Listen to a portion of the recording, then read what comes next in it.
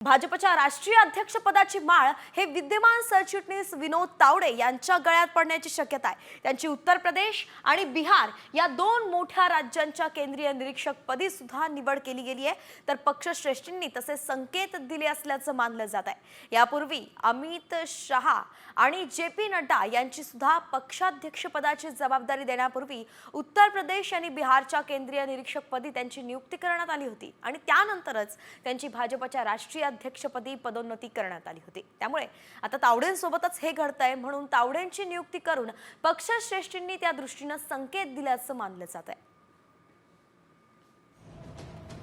तर विनोद तावडे भाजपचे विद्यमान सरचिटणीस आहेत।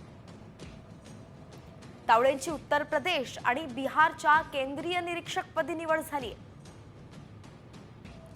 शहा नड्डांना पक्षाध्यक्षपदाची जबाबदारी देण्यापूर्वी त्यांच्यासोबतही असंच करण्यात आलं होतं। त्यांना उत्तर प्रदेश आणि बिहारच्या केंद्रीय निरीक्षक पदावरती नियुक्ती करण्यात आली होती। तर त्यानंतरच शहा आणि नड्डांची पण भाजपच्या राष्ट्रीय अध्यक्षपदी पदोन्नती झाली होती आणि हेच आता विनोद तावडेंसोबत होत आहे। आता केंद्रीय निरीक्षकपदी नियुक्ती करून पक्षश्रेष्ठींकडून तावडेंच्या अध्यक्षपदाचे संकेत दिले गेले असंच बोललं जात आहे।